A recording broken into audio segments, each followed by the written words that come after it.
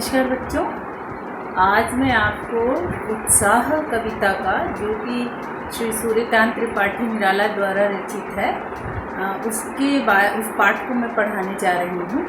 सूर्यकांत त्रिपाठी निराला जो एक बहुत ही महान कवि थे, छायावाद के मुख्य स्तंभों में थे, तो उनकी कविता अट नहीं रही है। ये कविता हम आज आपके सामने लेकर प्रस्तुत हैं। बच्चों, कविता की पंक्तियाँ जैसे देखिए, कविता की क्या पंक्तियाँ हैं। अट नहीं रही है, अट नहीं रही है मतलब समा नहीं रही है।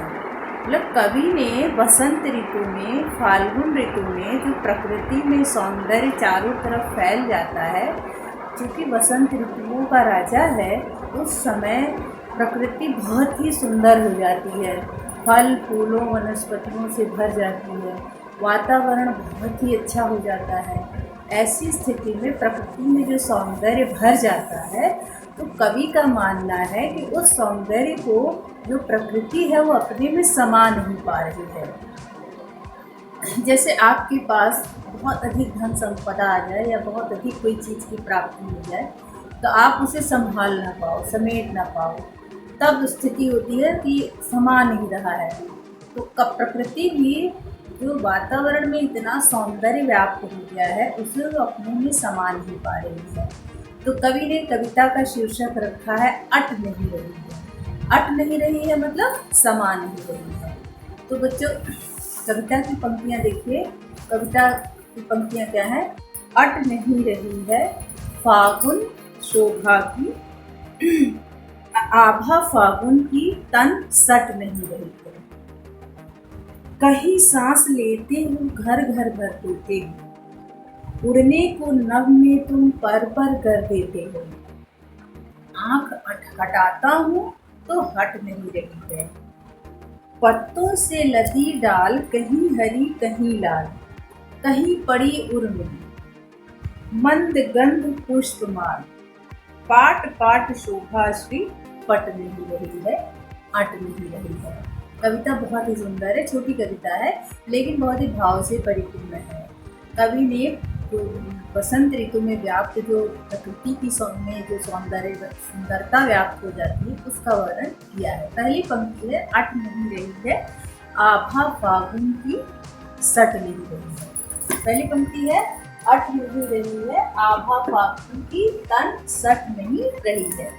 तन में सटना मतलब शरीर में जो प्रकृति रूपी शरीर है वो सौंदर्य को अपने में समा नहीं पा रही है। कहीं सांस लेते हो घर घर भर देते हो। तो बसंत ऋतु में जो सर्वत्र जो बहुत ही सुगंधित वातावरण हो जाता है, पेड़ पौधों फूलों पत्तियों से जो या फूलों से, विभिन्न प्रकार के फूलों से जो वातावरण में सुगंध फैल जाता है, वह ऐसा है कि चारों तरफ फैल गया है और जैसे कि वातावरण में फैल गया है। तो जैसे आप सांस लेते हो तो आपके सांस के साथ वो सुगंध या दुर्गंध भी आपके शरीर में जाता है। तो कवि कह रहे हैं कि सांस प्रकृति का मानवीकरण रूप है। प्रकृति का मानवीकरण रूप, प्रकृति जो है की कल्पना कवि ने मनुष्य के रूप में की है। उनका कहना है कि जब ये फागुन की शोभा है, सौंदर्य है, वो जब सांस लेती है चारों तरफ देखो क्या है, घर घर भर देते, मतलब हर घर में उस प्रकृति के का सुगंधित वातावरण हर घर में फैल जाता है, पहुंच जाता है। मतलब चारों तरफ वातावरण में सुगंध ही सुगंध और सुंदरता ही सुंदरता दिखाई देती है। आगे है उड़ने को नभ में तुम पर पर कर देते हो। कवि कह रहे हैं कि इस वातावरण में जब मनुष्य रहता है तो उसका मन बहुत ही आनंदित और उल्लसित हो जाता है और ऐसा लगता है कि जैसे उसको पंख लग गए हैं और वो उड़ने को आतुर है।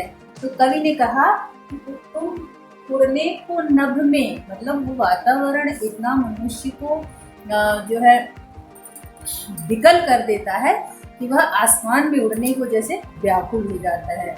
उड़ने को नभ में तुम पर पर कर देते हो। पर यानी पंख दे देते हो, मतलब कई पंख प्रदान कर देते हो, या एक पर लेकिन तुम पर दे देते हो, मतलब पंख दे देते हो कि हम प्रकृति में उड़े। तो आँख हटाता हूँ तो हट नहीं रही है। अब कवि कह रहे हैं कि प्रकृति की सुंदरता इतनी अनुपम है कि वहाँ से दृष्टि हट ही नहीं रही है। उस सौंदर्य को देखने का बार बार मन कर रहा है, तो आँख हटाता हूँ तो हट नहीं रही है। फिर क्या है, पत्तों से लदी डाल कहीं हरी कहीं लाल। और चूंकि फूलों के रंग हर प्रकार के होते हैं, और चूंकि प्रकृति में जो पौधे हैं या जो फूल हैं उनमें पत्तियों से भर गई। बसंत ऋतु में बच्चे आप देखते होंगे कि वृक्षों से पुराने पत्ते गिर जाते हैं और नए पत्ते आ जाते हैं। तो उस नए पत्ते से क्या हुआ है, चारों तरफ वृक्ष में नए नए हरे हरे पत्ते लद गए हैं। तो वही कह रहा है कि पत्तों से लदी डाल, अब कहीं हरी कहीं लाल, कहीं हरी है तो कहीं लाल है। तो क्या है, कहीं पड़ी है उर में यानी हृदय में, कहीं पड़ी है उर में मंद गंध पुष्पमाल। और जो प्रकृति है उसकी सुंदरता उन्होंने एक युवती के रूप में की, और उनका कहना है कि प्रकृति ऐसा लग रहा है कि जैसे उसने हार पहन रखा हो। कैसे, हृदय पे, अपने हृदय पे हार पहन रखा हो। कैसा, मंद गंध यानी जो बहुत धीरे मंद सुगंध दे रही है, बहुत मंद मतलब खुशबू जिसकी फैल रही है। जैसे आप एक सुगंधित फूलों की माला पहनिए तो आपके आसपास वातावरण सुगंधित हो जाता है। उसी तरह कवि भी कह रहे हैं कि जब इस प्रकृति ने जब सुगंधित फूलों की माला को हृदय पे धारण किया है तो वातावरण बड़ा ही सुगंधित हो गया है। पत्तों से कहीं पड़ी है उनमें मंद गंध पुष्पमाल यानी फूलों की माला प्रकृति ने पहन रखी है। जब प्रकृति पूरी तरह से सजी धजी है तो प्रकृति का जो वातावरण है वो बिल्कुल सुगंधित है। मतलब कि कवि ने ऐसे दृश्य का वर्णन किया है या ऐसे जो है माहौल का वर्णन किया है कि आप उसमें बिल्कुल उस चीज़ को आप बिल्कुल अनुभूति करो कि आप अगर उस तरह के वातावरण में जाते हो तो आपको क्या अनुभूति होती है। फिर कवि ने कहा कि पाट पाट शोभा श्री पट नहीं रही है। अब कह रहे हैं कि पाट यानी क्यारी, तो क्यारी इतने सुंदर फूलों की क्यारियां हैं। उन फूलों के सौंदर्य को देख करके, उन कतारबद्ध फूलों के सौंदर्य को देख करके मन बहुत ही खुश हो जा रहा है। और तो कह रहे हैं कि पाट पाट शोभा श्री पट नहीं रही है। पटना यानी क्या, मतलब समा जाना। पट नहीं रही मतलब शोभा जो है प्रकृति उस शोभा को समा नहीं पा रही है। ठीक है, इस तरह से कवि ने कहा कि जो बसंत ऋतु का वातावरण होता है वो बहुत ही सुंदर और मधुर होता है। फाल्गुन की शोभा इतनी अच्छी है कि वो वातावरण में या प्रकृति में समा पा रही है। तो बच्चों इस कविता की अर्थ है, और इसमें देखो जो काव्य सौंदर्य में पूछता है तो आप मुक्तक छंद है, छायावाद काल की कविता है। ये मैंने आपको पहले वीडियो में बता रखा है।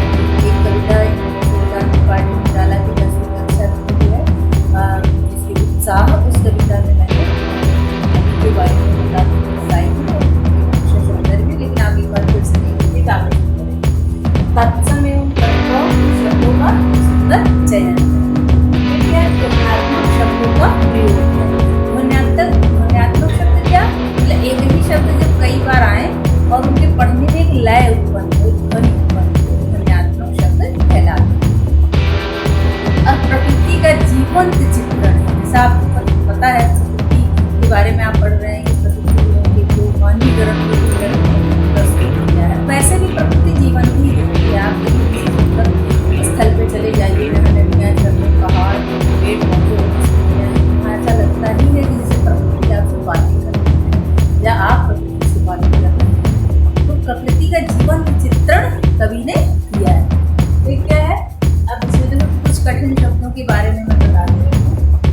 आप अटना यानी समाना, समा जाना, और आभा यानी चमक, सुंदरता है, सुंदरता की चमक है समान।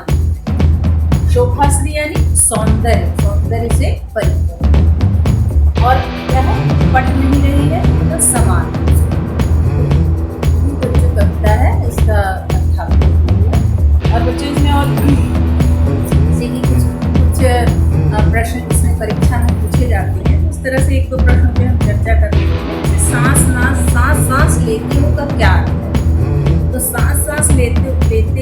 का अर्थ है कि जब फाल्गुन माह होता है तो क्या होता है, गर्मी और सर्दी का संधि काल होता है, मतलब एकदम बीच का समय होता है, मतलब गर्मी खत्म, जो सर्दियाँ खत्म हो गई थी, गर्मी की शुरुआत होती है। वैसे में क्या होता है, वातावरण बहुत ही सुहावना हो जाता है, हवाएं चलने लगती हैं, जिसे देख करके ऐसा, और हवा भी चलने लगती है, ठीक है, जिसे देख करके ऐसा लगता है जैसे वातावरण लंबी लंबी सांस लेता है। और इसका प्रभाव इतना व्यापक होता है कि चारों तरफ मादकता फैल जाती है।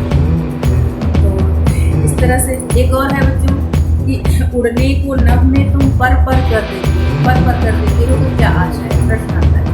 तो पर कर देते हो का आशय है कि फाल्गुन महीने में क्या होता है, बहुत ही सुंदर वातावरण हो जाता है, प्रकृति की सुंदरता एकदम चरम सीमा पे होती है, और इसे देख करके मन जो है खुश हो जाता है, प्रसन्न हो जाता है। और जैसे आप कई बार देखते होंगे कि आपका मन करता होगा कोई बहुत अच्छी चीज़ देख करके या बहुत आपके मनपसंद कोई दृश्य देख करके कि हम यहाँ पे विचरण करें, यहाँ पे जाएँ, तो कवि का मन भी इस समय ऐसा कर रहा है कि जैसे उनको पंख मिल जाए और ये फाल्गुन की शोभा को उड़ करके पर कर देना है, उड़ करके। तो पर शब्द दो बार आया ना, एक ही शब्द दो बार आता है तो ध्यात्मक अलंकार होता है। तो कवि का मन जो है प्रसन्नता से भर जाता है और कल्पनाओं में उड़ने लगता है। तो ये बच्चों आपकी कविता है, आत्मनिर्भर। धन्यवाद।